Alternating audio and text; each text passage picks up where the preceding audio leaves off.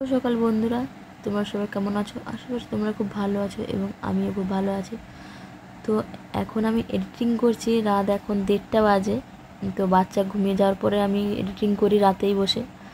তো অনেক দিন বাদে ভাবছি আমি এই ভিডিওটা দেবো ভাবছি দেবো না। তো ভেবেই ভাবলাম যে একটু দিয়ে দিই। তো সম্পূর্ণ ভিডিওটা আমি করতে পারিনি, তার কারণ আমি খুবই শরীর অসুস্থ আমার যাচ্ছে এর মধ্যে। তাই জন্য পুরো ভিডিওটা আমি কমপ্লিট করতে পারিনি।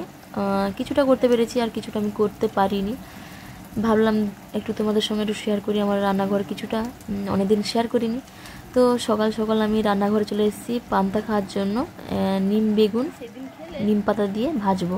তো আমার বর যাবে ডিউটি, তো তাই জন্য ও পান্তাকে যাবে, তাই জন্য একটু সকাল সকাল আলু বেগুন নিম পাতা দিয়ে একটু ভেজে দিচ্ছি। তো দুপুরবেলাও থেকে যাবে দুটোখানে।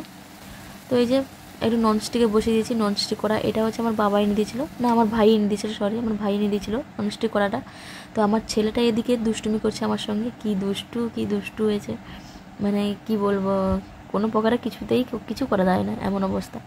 তো তোমার সঙ্গে গল্প করতে করতে আমার এই যে ভাজাভুজি হয়ে গেছে। তো এখন সকাল 8:30 বেজে গেছে, 9টা প্রায় বাজতে যায়।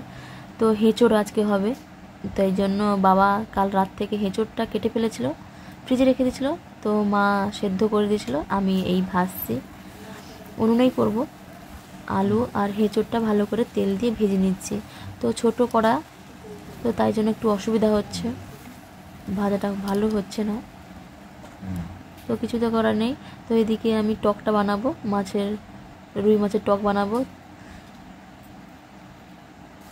তো এই যে ভাজছি, মাছগুলো আমার প্রায় ভাজা হয়ে এসছে। আর প্রচুর গরম, তো রান্নাঘরে বেশিক্ষণ আমি সময় থাকতে পারি না, বেশি গরমে আমি সহ্য করতে পারি না। তো তাই জন্য আমি চটপট করে রান্না করে 11টা 11:30টার ভিতরে আমি রান্না কমপ্লিট করে দিই। তো তাই জন্য সকাল সকাল রান্না করে ফেলি। তো এই যে আমার উনুনে রান্না হচ্ছে, তাই জন্য আমি হেঁচড়গুলো এই যে ভাজাভুজি হয়ে গেছে, ভালো করে ফ্রাই করে নিয়েছি। এই যে মা আম কাটছে, আম দিয়ে টক বানাবো। এই যে আমার বর মশাই বেরিয়ে পড়েছে, খেয়ে দিয়ে রেডি হচ্ছে, এখন বাজে 9:30 বাজে। তো ও চটপট করে খেয়ে নিচ্ছে, ফোন চলে এসছে, ওর কল চলে এসছে অফিস থেকে। এই যে আমার ছেলে দুষ্টুমি করছে, সারাক্ষণ দুষ্টুমি করতে থাকে, ওর জন্য আমি ভিডিও করতে পারি না, কোনো কিছুই করতে পারি না। তো তাই জন্য রাতে বসে আমি এখন এডিটিং করছি। এখন প্রায় 1:30 বাজে, আমার বড় ডিস্টার্ব হচ্ছে, তাই জন্য একটু আস্তে আস্তে কথা বলছি, আমার বাচ্চাটা উঠে পড়বে।